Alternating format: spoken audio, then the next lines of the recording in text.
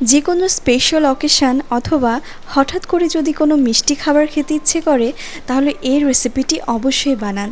ভীষণই ভালো লাগবে। বাইরেটা একদম মুচমুচে আর ভেতরটা জুসি। বানাতেও বেশি উপকরণের প্রয়োজন পড়ে না, একদম সিম্পলভাবে বানানো যায়। তাহলে চলুন আর দেরি না করে ঝটপট রেসিপিটি দেখে নেওয়া যাক। রেসিপিটি তৈরি করার জন্য এখানে আমি 250 গ্রাম ময়দা নিয়েছি এবং স্বাদ মতো লবণ দিয়ে দিচ্ছি।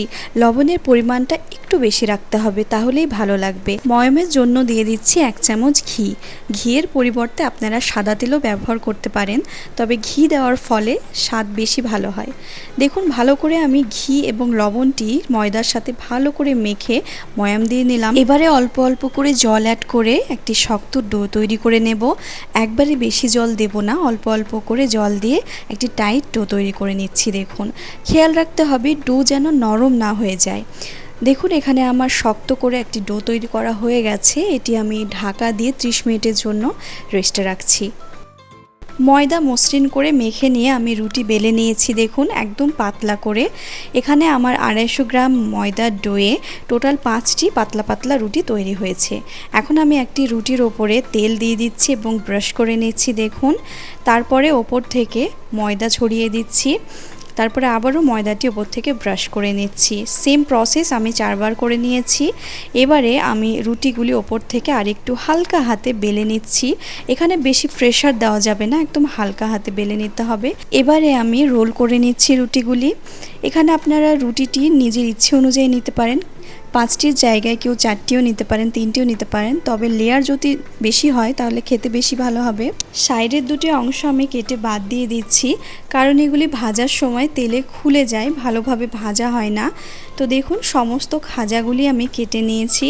খাজাগুলি দেখুন কত সুন্দরভাবে তৈরি হয়েছে, লেয়ারগুলি খুব সুন্দরভাবে বোঝা যাচ্ছে। এখন লম্বা যে অংশটি আছে সেই লম্বা অংশের দিকে আমি হাতের সাহায্যে একটু প্রেস করে দিচ্ছি দেখুন, এবং লম্বা করে নিচ্ছি। তো সমস্ত খাজা আমার তৈরি করা হয়ে গেছে। এখন এটি আমি 10 মিনিট রেস্টে রাখছি এবং চিনির শিরাটি তৈরি করে নিচ্ছি। শিরা তৈরি করার জন্য দিয়ে দিচ্ছি 1 বাটি চিনি এবং সেম একই বাটি 1 বাটি জল।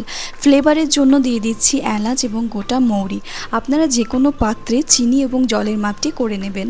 দেখুন, খুব ভালোভাবে আমি শিরাটি ফুটিয়ে নিচ্ছি 5 থেকে 6 মিনিট। এর বেশি ফোটানোর দরকার নেই, খুব বেশি ঘন শিরা আমাদের প্রয়োজন নেই।